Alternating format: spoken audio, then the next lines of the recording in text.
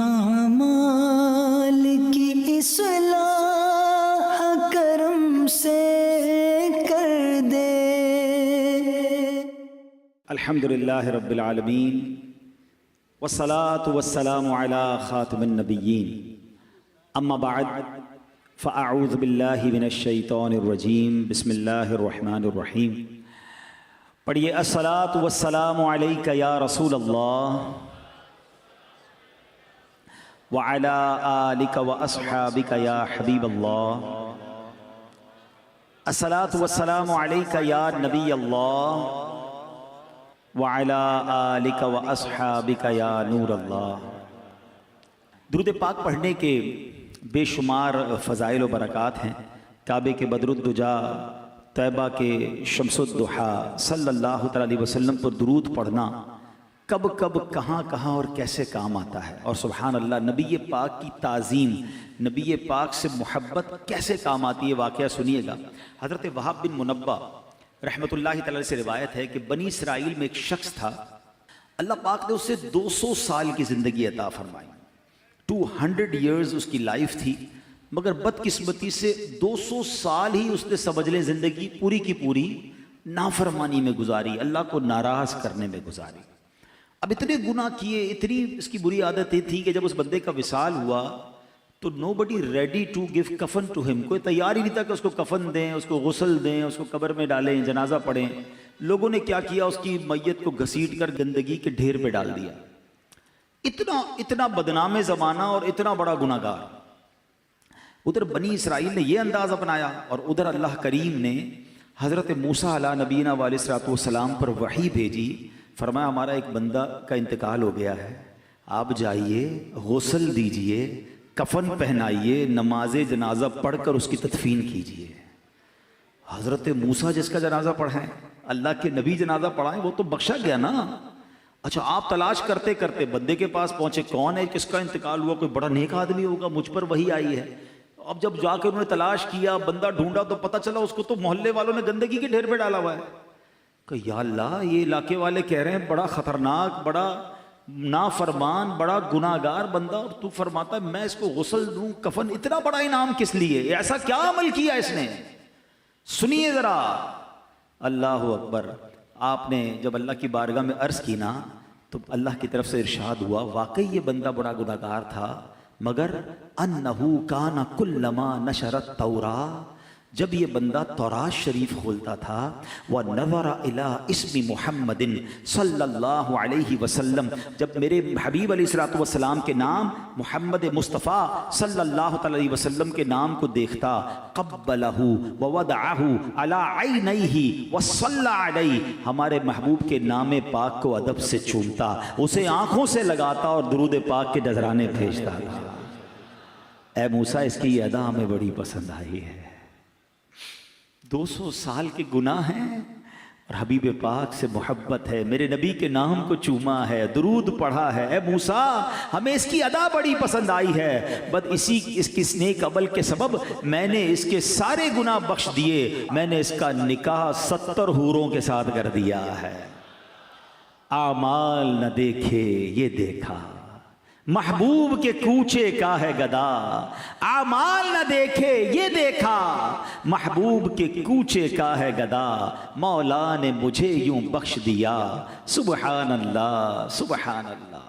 तो नबी पाक से मोहब्बत, प्यारे आका से वारफ्तगी, सरकार दो आलम अलैहिस्सलातु वस्सलाम पर दुरूद पढ़ना, ये अल्लाह को बड़ा पसंद है। तो ऐ मेरे प्यारे इस्लामी भाइयों, खुदारा अपनी ज़िंदगी में दुरूद पाक को शामिल कीजिए, कसरत से दुरूद पाक पढ़िए। इंशाअल्लाह ये दुरूद पाक दुनिया में भी खैर लाएगा, अल्लाह ने चाहा आखिरत में भी खैर व बरकत का सबब होगा।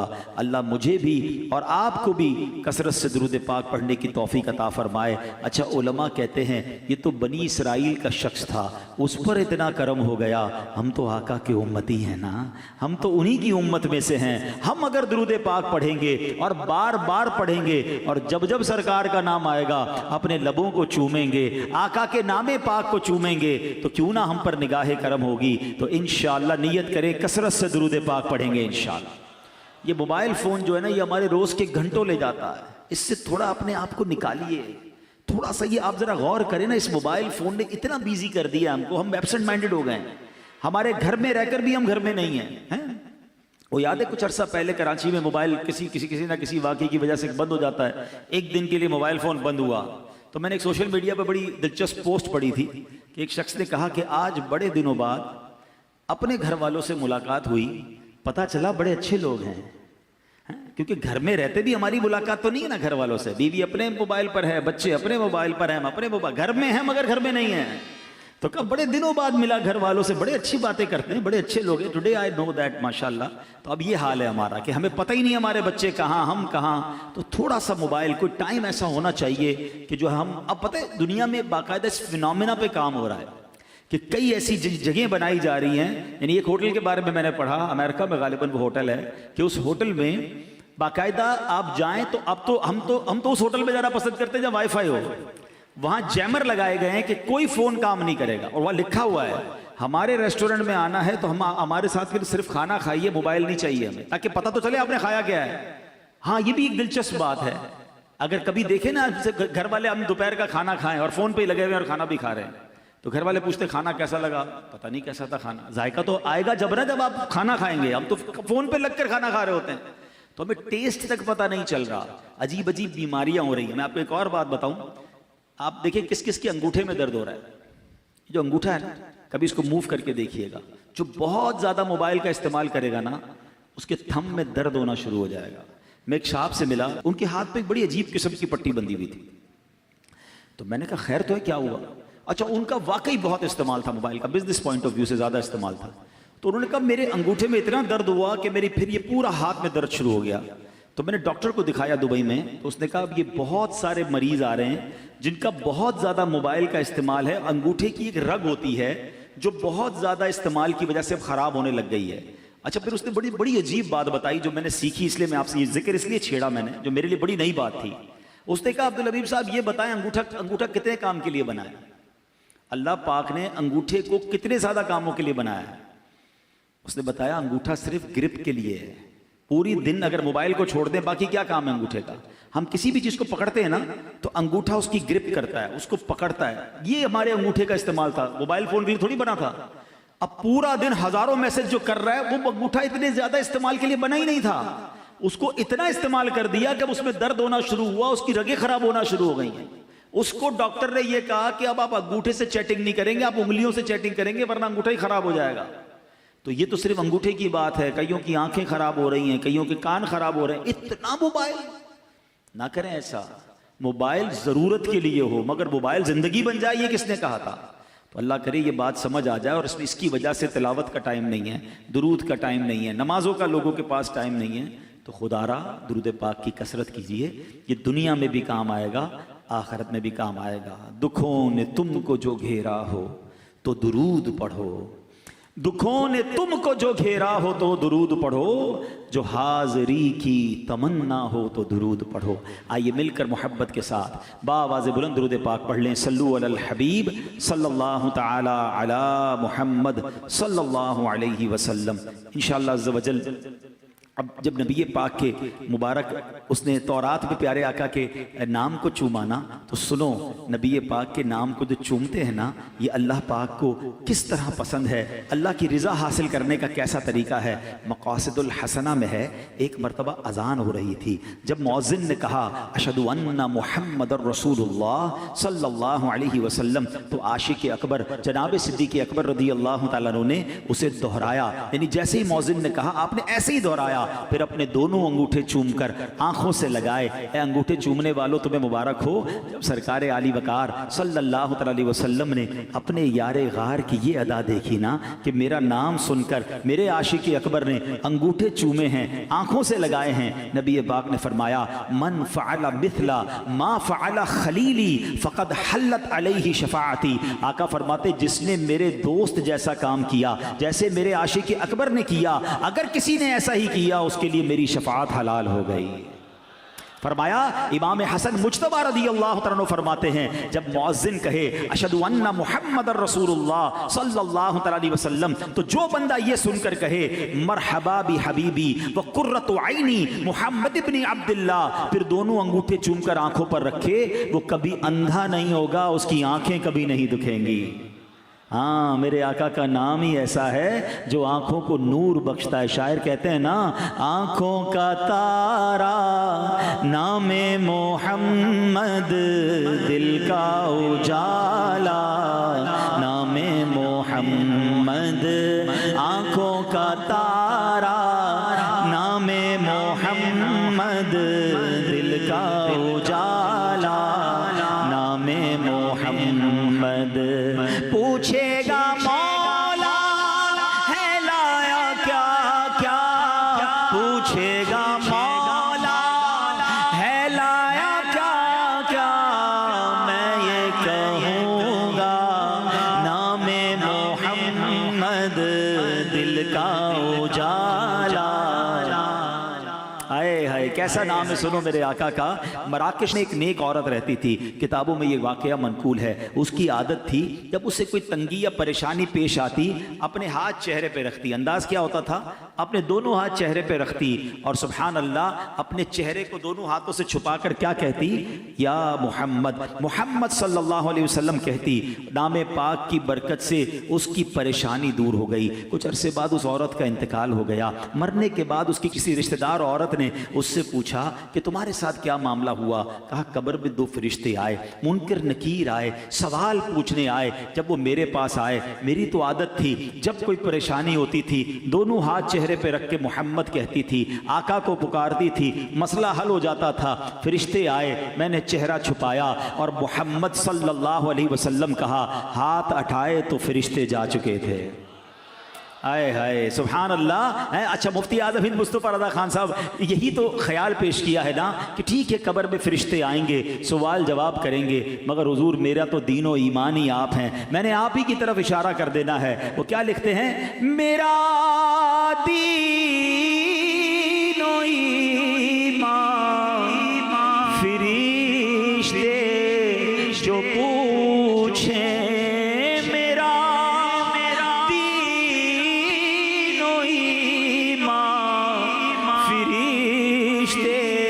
जो पूछे तुम्हारी ही जानिब इशारा करूं मैं, तुम्हारी ही जानिब इशारा करूं मैं। तो इंशाअल्लाह नबी पाक से मोहब्बत करने वालों की कब्र में भी खैर ही होनी है इंशाअल्लाह। कब्र में लहराएंगे ता हश्र चश्मे नूर के, जलवा फरमा होगी जब तलअत रसूलुल्लाह की। अच्छा, नबी पाक अलैहिस्सलाम की शान व अज़मत यह है, उलमा बैठे हैं, अरब ज़बान का एक दस्तूर है, जिस चीज़ का शरफ ज़्यादा, जिस चीज़ का मकाम बुलंद, जिसका शरफ और बुजुर्गी ज़्यादा होती है, उस चीज़ के नाम भी ज़्यादा होते हैं। खुद मदीना तैयबा के किताबों में 100 के करीब नाम मिलते हैं। एक शहर ऐसा है दुनिया में जिसके 100 से ज्यादा नाम हैं। ये इसका मकाम और मर्तबा बयान करते हैं।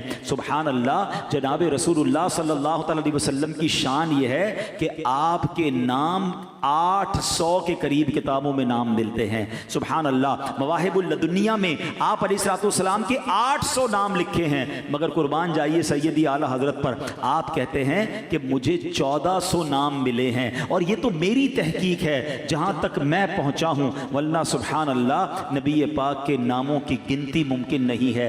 अल्लाह अकबर, प्यारे आका के औसाफ कितने, कमालात कितने कि आपके नाम 1400 के करीब हैं और उससे ज्यादा। सुभान अल्लाह, जभी तो शायर कहते हैं ना, जिंदगियां खत्म हुई और कलम टूट गए, आका तेरे औसाफ का एक बाब भी पूरा ना हुआ। दिलदार बड़े आए, महबूब बड़े देखे, मगर जो देखे सभी उनके कदमों में पड़े देखे। अरबाबे नजर को कोई ऐसा न मिलेगा, बंदे तो बहुत मिल जाएंगे पर आका न मिलेगा। तारीख अगर ढूंढेगी सानी मोहम्मद, सानी तो बड़ी चीज है, साया न मिलेगा।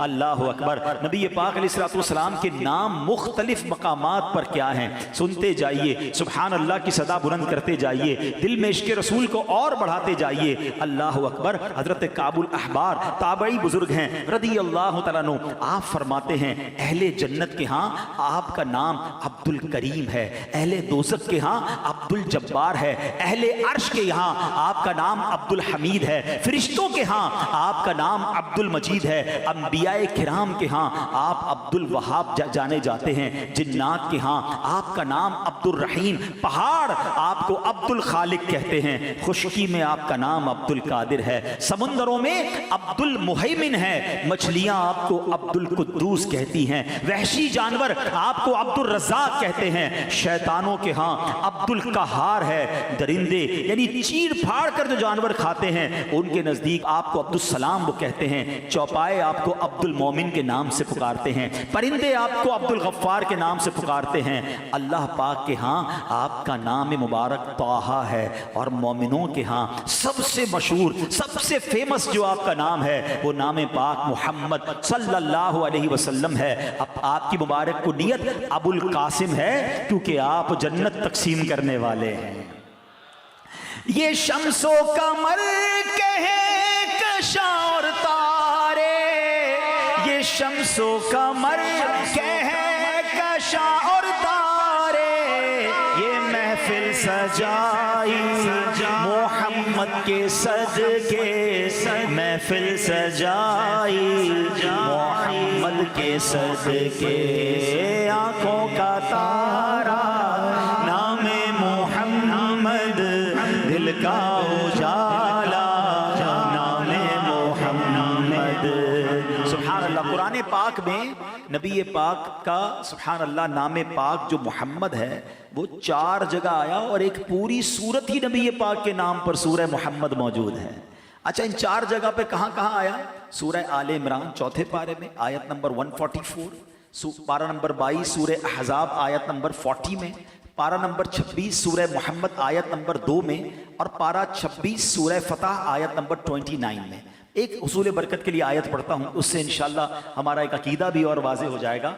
अल्लाह कुरान मजीद में फरमाता है बिस्मिल्लाहिर्रहमानिर्रहीम, मा काना मुहम्मदुन अबा अहदिम मिर रिजालिकुम वलाकिन रसूलल्लाहि व खातमन नबिय्यीन व काना अल्लाहु बिकुल्लि शैइन अलीमा। आसान तर्जुमा कुरान कंजुल इरफान।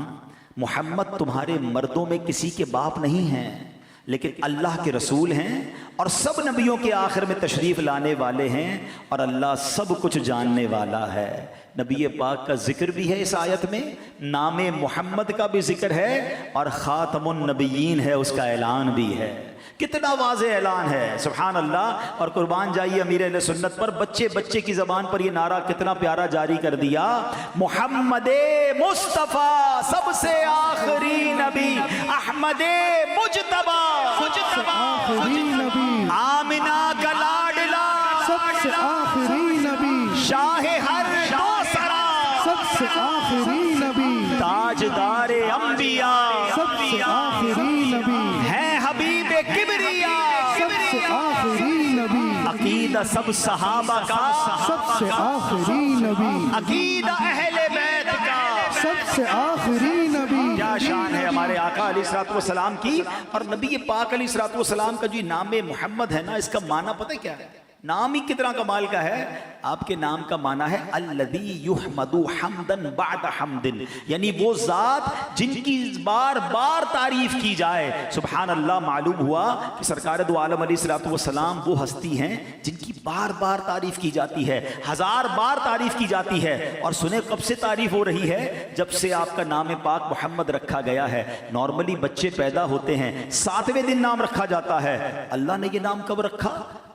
दुनिया बनने से, मखलूकात की पैदाइश से भी हजारों साल पहले ये नाम रखा गया। इससे मालूम हुआ कि जब जमीन और आसमान, अर्शो कुर्सी, लोहो कलम, जिन्नो इंसान, फरिश्ते भी मौजूद नहीं थे, उस वक्त भी मोहम्मद मुस्तफ़ा सल्लल्लाहु अलैहि वसल्लम की तारीफ की जा रही थी। जब भी ये तारीफ जारी थी, अब भी जारी है और क़यामत तक जारी रहेगी। बल्कि जब जन्नती जन्नत में चले जाएंगे ना, तो वहां भी नबी पाक की नाते जारी और सारी रहेंगी। जब तो आला हज़रत लिखते हैं ना, रहेगा यूं ही उनका चर्चा रहेगा, रहेगा यूं ही उनका चर्चा रहेगा, पड़े खाक हो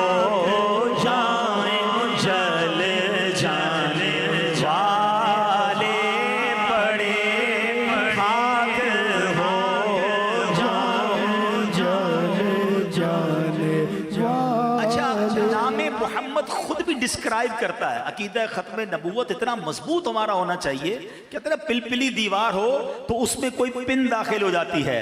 हम अपने अकायद में इतने मजबूत हो कि कोई वसवसे की पिन डालना चाहे तो पिन टेढ़ी हो जाए, दीवार में दाखिल ना हो सके। तो इतना मजबूत अकीदा रखो। सुनो, दलाइल तो उलमा ने बड़े दिए। जरा एक लतीफ नुक्ता देखो। उलमा कहते हैं कि लफ्ज मोहम्मद हम्द से बना है, ठीक है, और हम्द हमेशा आखिर में की जाती है। यानी खाना खा लेते हैं तो क्या कहते हैं? अल्हम्दुलिल्लाह। पानी पिए तो आखिर में क्या कहते हैं? अल्हम्दुलिल्लाह। कोई भी काम हो जाए तो उसके बाद हम्द की जाती है। यहां तक कि अल्लाह पाक ने अहले जन्नत के मुतालिक क्या फरमाया? व आखिरु दअवाहुम अनिल हम्दुलिल्लाहि रब्बिल आलमीन। और उनकी दुआ का खात्मा यह है कि तमाम तारीफें उस अल्लाह के लिए हैं जो तमाम जहानों का पालने वाला है। मालूम क्या हुआ?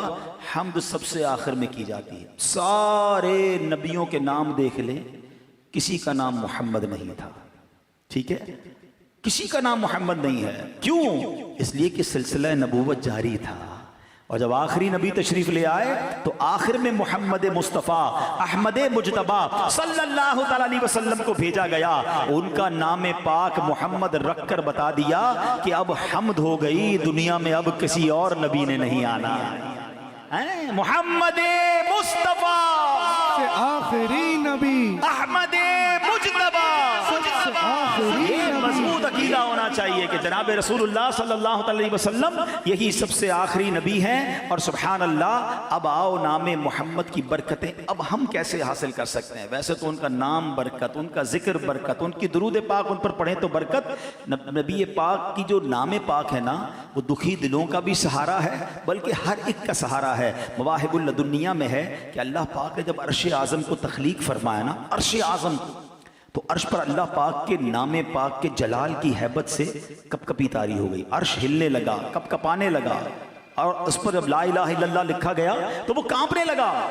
अल्लाह अकबर। अब जब मुहम्मदुर रसूलुल्लाह लिखा गया ना, तो नबी पाक की बरकत से अर्श आज़म की वो हैबत वाली कैफियत दूर हो गई, अर्श आज़म को राहत मिल गई। अल्लाह अकबर। अगर आज भी कोई गमगीन है ना, आज भी कोई बेकरार है, आज भी कोई किसी परेशानी में है, सरकार के नाम को मोहब्बत से लेना शुरू कर दे, जिक्र मुस्तफ़ा करना शुरू कर दे। आला हज़रत इमाम अहले सुन्नत क्या प्यारी बात लिखते हैं। आप फरमाते हैं, उनके निसार कोई कैसे ही रंज में हो, आप कितनी तकलीफ में क्यों ना हो, आप कितनी टेंशन में क्यों ना हो, बस आका का जिक्र करना तो शुरू कर दो, उनकी याद तो दिल में बसा लो। उनके निसार कोई कैसे ही रंज में हो, जब याद आ गए हैं सब गम भुला दिए। आका याद रहे ना, फिर गम याद नहीं रहते। शायर लिखते हैं ना, गम की घटाएं छाई है सर पर, गम की घटाएं छाई है सर पर, कर दे इशारा नामे मोहम्मद, कर दे इशारा नामे मोहम्मद। बेड़ा तबाही में आ गया है, बेड़ा तबाही में आ गया है, दे दे सहारा नामे मोहम्मद, दे दे सहारा।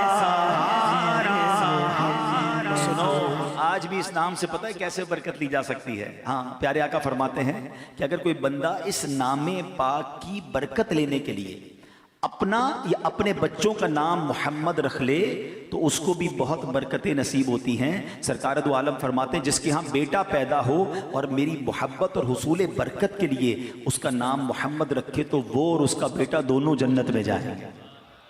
आए हाय। एक हदीस पाक में है, जिसने मेरे नाम से बरकत की उम्मीद करते हुए मेरे नाम पर नाम रखा, कयामत तक सुबह शाम उस पर बरकत नाजिल होती रहेगी।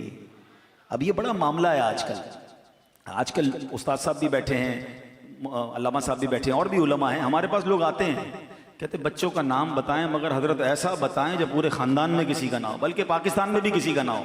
हैं तो कोई फिर तो मरीख से नाम लाना पड़ेगा। भाई क्या जरूरत है इतने यूनिक नाम की? ऐसा नाम जो जन्नत में ले जाए, ऐसा नाम जो बरकतें नाजिल हों। हमें छोड़कर यूनिक नाम ढूंढने, अरे अल्लाह वालों के नाम पे नाम रखो। सुभान अल्लाह। सैयदी आला हज़रत का क्या तरीका था, जब कोई आपसे नाम पूछता बच्चे का, अब नाम मोहम्मद रखते, पुकारने के लिए कोई और नाम रख देते हैं, बिलाल रख देते, हमजा रख देते, कोई भी नाम।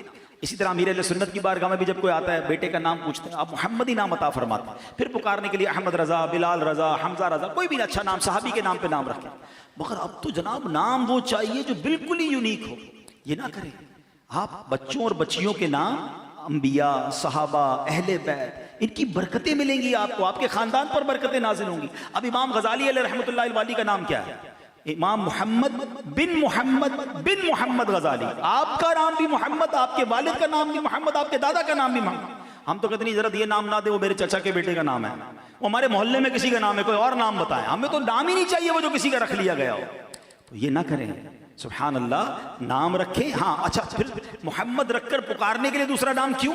ताकि इस नाम का अदब भी बाकी रहे, क्योंकि बाज़ औक़ात गुस्सा आ जाता है आपको। अब आप नाम मोहम्मद लेकर कुछ और भी कह दें तो कहीं बेअदबी ना हो जाए। तो सुभान अल्लाह, नाम भी रखना है और उसका अदब भी बरकरार रखना है। अल्लाह वाले कैसे अदब रखते थे? महमूद गजनवी के बारे में आता है, उनके जो वजीर थे अय्याज जो इनके पास होते थे, तो उनका बेटे का नाम मोहम्मद था।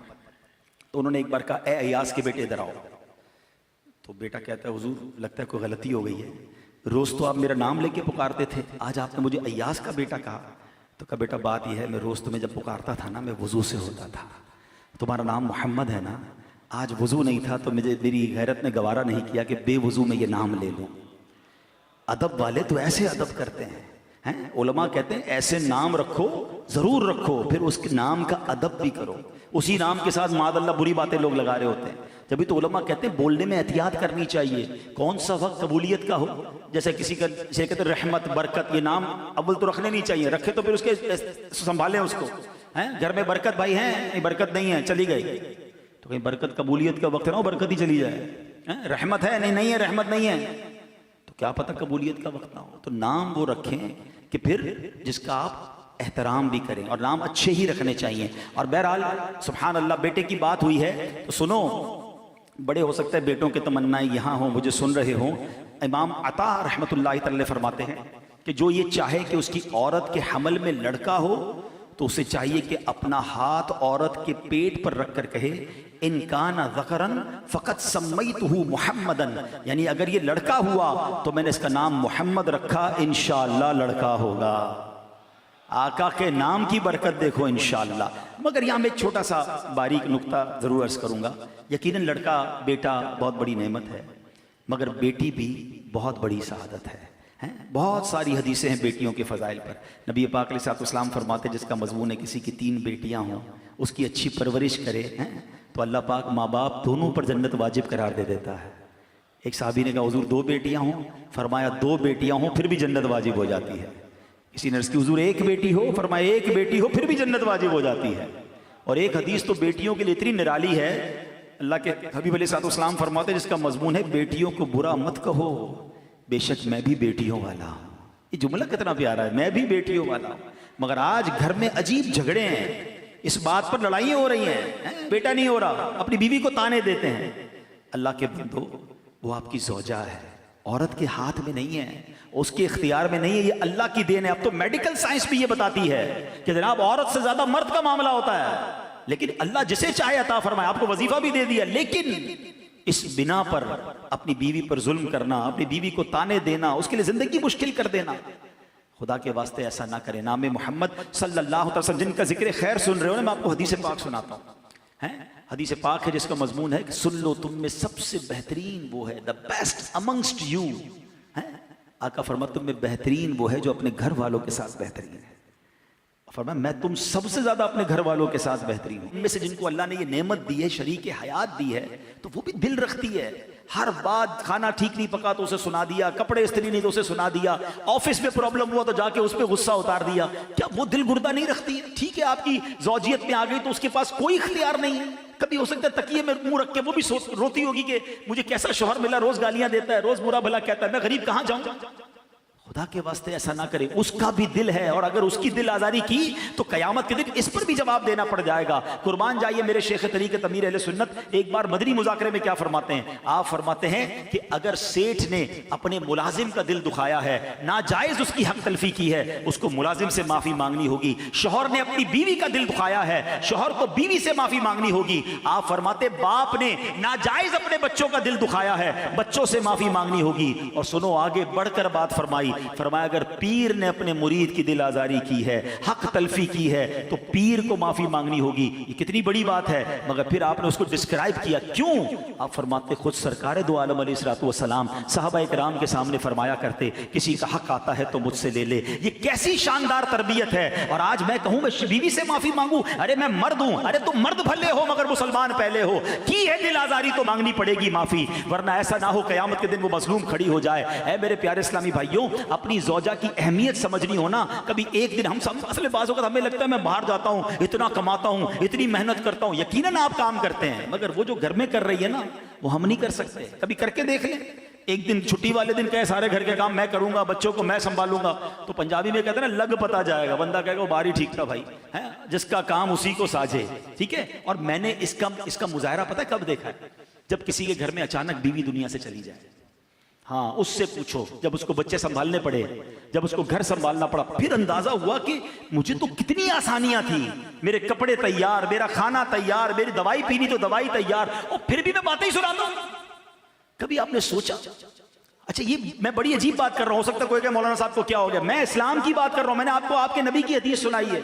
सरकार दो आलम अलैहिस्सलाम से सवाल हुआ कि आपके लिए सबसे पसंदीदा शख्सियत कौन सी है, हुजूर आप सबसे ज्यादा किससे मोहब्बत फरमाते हैं? आप सोचो नबी पाक ने क्या जवाब दिया। आपने फरमाया आयशा रदियल्लाहु ताला अन्हा। हमारी अम्मी हुजूर का नाम लिया, सरकार ने अपनी ज़ौजा का नाम लिया। बेस्ट, सबसे ज्यादा नबी पाक मोहब्बत फरमाते। हम तो इजहार भी नहीं कर सकते। कभी अपनी ज़ौजा को शुक्रिया कहा, आपकी बड़ी मेहरबानी, आप मुझे इतनी खिदमत करती हैं, आपके लिए मैं आज तोहफा लाया, आप जब देखो मेरी खिदमत करती हैं। अरे नहीं यार, मैं कैसे कह दूं, मेरी इज्जत कम हो जाएगी। किसने का कम हो जाएगी? हाँ, ये जरूर है घर वालों को लगेगा तबीयत ठीक नहीं है, लगता है कि इन्होंने शुक्रिया कहना शुरू कर दिया। चाय पेश की तो जज़ाकल्लाह, है खाना पेश किया तो जज़ाकल्लाह, 25 साल से तो आज तक नहीं कहा, आज कहना शुरू कर दिया। वो बेचारी पूछेगी तबीयत तो ठीक है, लेकिन आप कहना नहीं बयान सुन के आया तब रोज जज़ाकल्लाह कहूंगा। हाँ, घर का माहौल अच्छा हो जाएगा, है उनके चेहरे पे भी मुस्कुराहट आनी चाहिए। मैं आपको एक और बात समझाता हूं कि आप कभी सोचिएगा, हमारी ज़ौजा की शायद हर दुआ में हम होते हैं, हर दुआ में हम अपने सुहाग के लिए, अपने बच्चों के वालिद के लिए दुआ मांगती। हम कितनी दुआ मांगते हैं उसके लिए, ये गौर कीजिए। लेकिन यकीन करें शायद आपको अंदाजा नहीं है। मैं इसलिए इस बात को बहुत क्लोजली समझता हूं कि मैंने बहुत क्लोजली अपने अम्मी अब्बू को देखा। मेरी वालदा दुनिया से चली गई, अब्बू दुनिया में थे।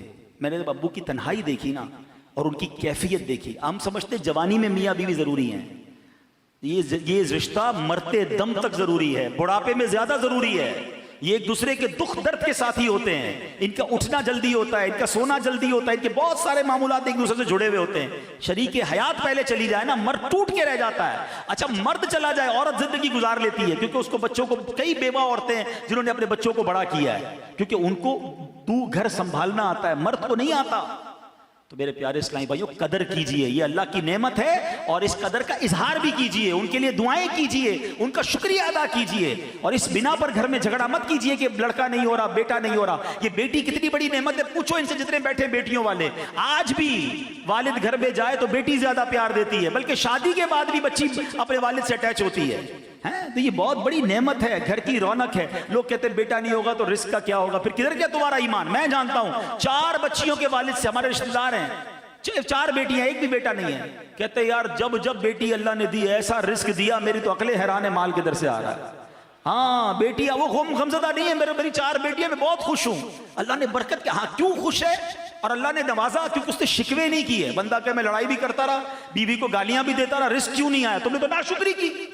तुम शुक्र तो अदा करते कि या अल्लाह तेरी मेहरबानी, तूने रहमत अता फरमाई। नबी पाक की हदीस तो सुनो ना यार। आका फरमाते मैं भी बेटियों वाला हूं, बेटियों को बुरा मत कहो।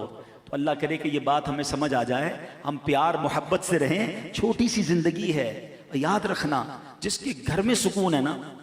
अब मैं अपनी बहनों से बात कर लेता हूं। मैं एक बात कहना चाहता हूं, जिंदगी में बहुत परेशानियां हैं। आपके जो शौहर हैं या आपके भाई हैं, आपके वालिद हैं, इस जमाने में बहुत टेंशन है, महंगाई है। आप घर में सुकून रखें। जिसके घर में सुकून है ना, वो बाहर बड़े बड़े तूफानों से मुकाबला कर लेता है। लेकिन जिसके घर में टेंशन है ना, वो बंदा बेचारा बाहर भी टूट जाता है। तो अगर घर में किसी वजह से कोई कमजोरी है, खाने पीने की कमी है, रोजगार की कमी है, प्रेशर ना दें अपने घर वालों को।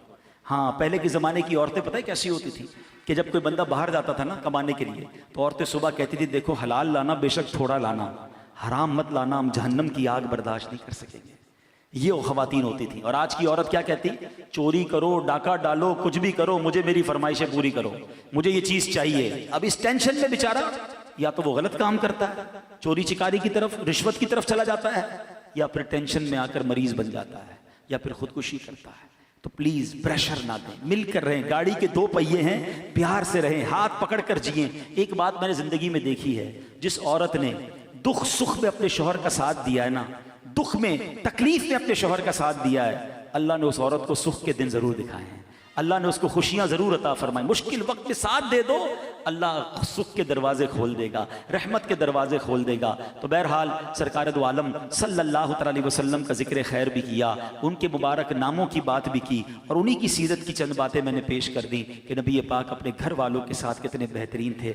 घर का सौदा सलफ भी ले जाते, घर वालों के साथ नरमी से पेश आते, हसनैन करीमैन को कांधों पर सवारी कराते। क्या हम अपनी फैमिली के साथ ऐसे हैं? फैमिली के साथ फैमिली मेंबर बन के रहिए। हम बाज़ औक़ात फैमिली में भी अफसर बन के रहते हैं, बाहर भी अफसर होते हैं ना, तो घर में भी अफसर ही चला रहे होते हैं। घर में अफसर बनकर नहीं, घर में जनाब लीडर बन के नहीं, घर में आप घर के फर्द बनकर रहिए, तो इंशाअल्लाह पूरी फैमिली खुशगवार ज़िंदगी गुजारेगी। और यही हमारा इस्लाम हमें सिखाता है। बाज़ लोग बाहर वालों के लिए बड़े बड़े मुस्कुरा कर मिलने वाले, उसने अखलाक के पैकर होते हैं, और घर जाते ही मुंह फुला लेते हैं। नहीं, घर वालों का ज़्यादा हक है, और उसमें भी माँ बाप का सबसे ज़्यादा हक है। माँ बाप के साथ, बीवी बच्चों के साथ, भाई बहनों के साथ। हाँ, एक और प्रॉब्लम है, शादी हो गई, अब भाई बहनों को छोड़ देते हैं। नहीं, भाई बहन भी जुड़े हुए होने चाहिए। माँ बाप चले जाए ना, बिलखुसूस मेरा मशवरा है, भाई बहन एक दूसरे से जुड़ जाओ, यही तुम्हारे माँ बाप की रूह चाहती है।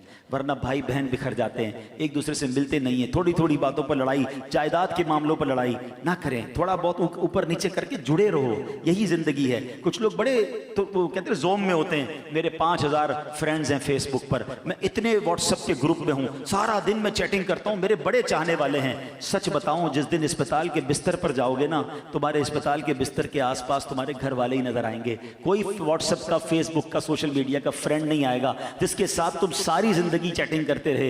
यही घर वाले, यही खून काम आएगा तुम्हारी तकलीफ में। तो जो अपने हैं ना, उनको जोड़ के रखना, इसको टूटने मत देना। ये तस्बीह के दाने होते हैं, ये बिखर गए ना फिर नहीं मिलेंगे। अपने भाई बहनों को, अपने फैमिली मेंबर्स को कभी थोड़ी कुर्बानी भी देनी पड़े ना। बहन ने कोई बात कह दी, भाई ने कोई बात कह दी, कोई बात नहीं, मेरा भाई है, मेरी बहन है। छोटी छोटी बातों पर रिश्ते तोड़ देते हो, रिश्ते ना तोड़े, जुड़ कर रहें। आपके और हमारे माँ बाप की भी रूह खुश होगी कि उनके मरने के बाद भी अगर भाई बहन जुड़े हुए हैं, तो अल्लाह करे ये बात दिल में आ जाए कि हमारी फैमिली जुड़ी रहे, मोहब्बत से रहे, प्यार से रहे। और यही मेरी और आपकी शरीयत हमें सिखाती है। हम दुनिया वालों के लिए मेहरबान, और घर में जाएं तो वो घर वालों के लिए टेंशन, ऐसा नहीं होना चाहिए। अल्लाह करे दिल में उतर जाए मेरी बात। अल्हम्दुलिल्लाह, ऐसी प्यारी बातें, इश्क रसूल वाली बातें, सीरत रसूल पर अमल करने वाली बातें दावत इस्लामी के प्यारे माहौल में हमें सिखाई जाती हैं। आप भी इस माहौल से वाबस्ता रहिए, दावत इस्लामी के इज्तिमात में शिरकत कीजिए, मदनी काफिलों में सफ़र कीजिए। ऐसे बयानात और सुनेंगे तो मज़ीद इंशाअल्लाह नरमी, शफ़क़त, मुस्कुराहट, सुन्नत पर अमल करने का जज्बा बेदार होगा इंशाअल्लाह। तो आप मदनी चैनल देखें तो इंशाअल्लाह ऐसे बयान सुनते रहेंगे। सल्लु अलल हबीब। मेरे आमाल की इस्लाह करम से